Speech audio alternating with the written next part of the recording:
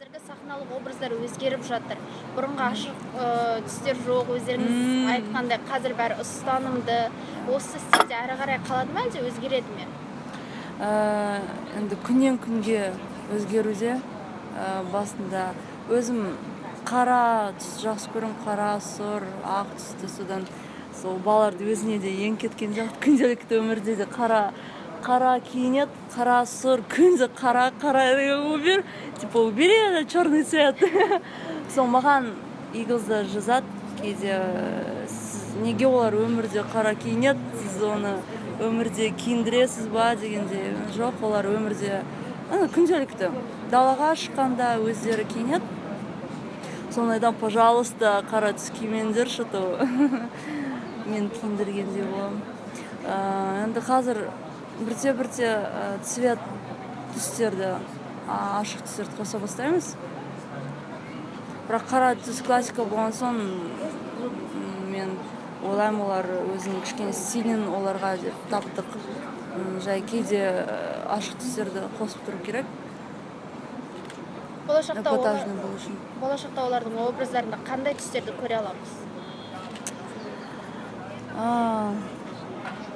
Енді мүмкін келесі клип түсіргенде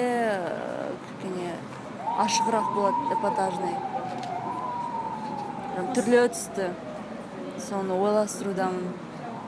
Мысалға, әр адамның аурасына байланысты, мінезіне байланысты өз түсі бар деп жатады. Жігіттердің түстері қандай деп ойлайсыз?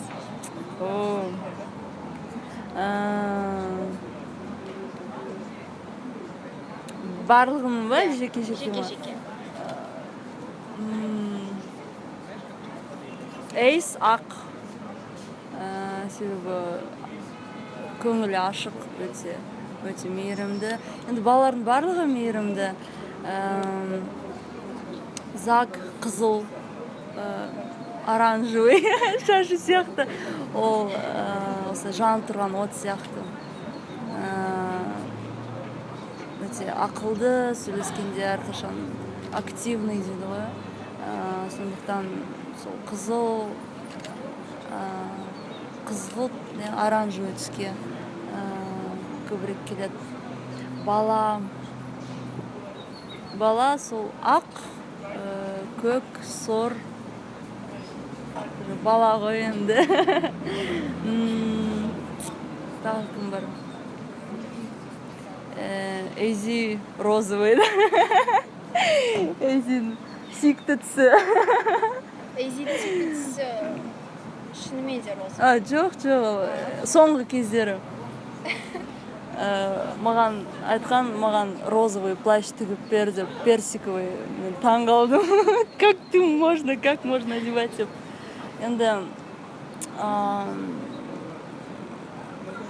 Эйзи мүмкін қара шығар, қара дерзкий болғаннан кейін. Тағы кімді қалдырып кеттім? Әлем де сол ақ, мүмкін жасыл, өте мейірімді, сондай адам. Бірақ енді балаларға барлық түстер жарыса береді, но мен мүмкін көңіліне